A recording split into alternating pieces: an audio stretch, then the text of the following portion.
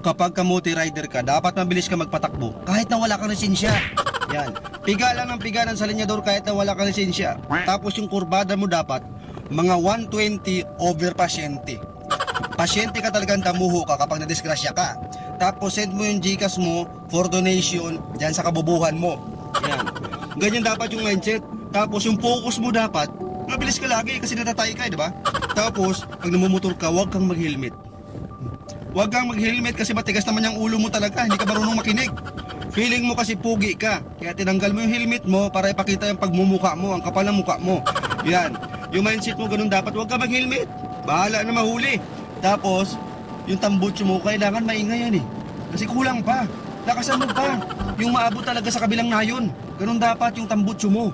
Tapos, kung hindi ka makontento yan, madaling araw yan yung mga trip mo. Biyahe ka na madaling araw, piga-pigain mo doon sa mga bahay na natutulog na. Yan, para magalit sila sa'yo lalo. Diba? Pigain mo. Pabida-bida ka, diba? Akala mo pugi ka? Wow! Saan banda? Diba? Tapos, piga-pigain mo pag hindi ka na kontento. Yung tainga mo, ilapit mo sa tambutso, i-connect mo doon. Tapos, pigain mo ng gusto para marinig mo. Para matauhan ka. Yun ang dapat yung mindset. Yung focus mo kasi dyan, dapat piga lang ng piga.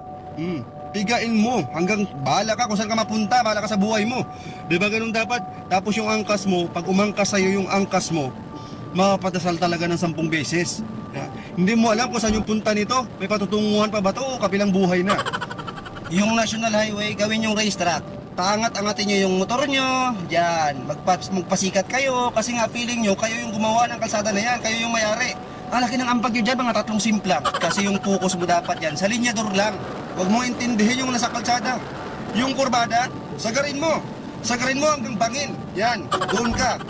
Tapos, dapat yung focus mo niyan lagi, magaling ka. Isipin mo ang sarili mo na para kang si Ben Gasol. Ay hindi, Ben Diesel pala. Di ba idol mo yun? Napanood mo kasi mga movie nun, yung mga nagalipad-lipad kaya ginagaya mo. Wow! Para kang bata. Yun, dapat yung mindset mo. Kasi dapat focus mo yung goal mo na lagi kang natatae magpatakbo. Sobrang bilis. Kapag kamalan kang natatae, akala mo kung pogi ka. Hindi. Pakiramdam namin sa'yo, natatae ka. Baka may LBM ka, kaya mabilis ka magpatakbo. Ganun yung pakiramdam namin sa'yo. Huwag mo isipin na magaling ka, hindi ganun.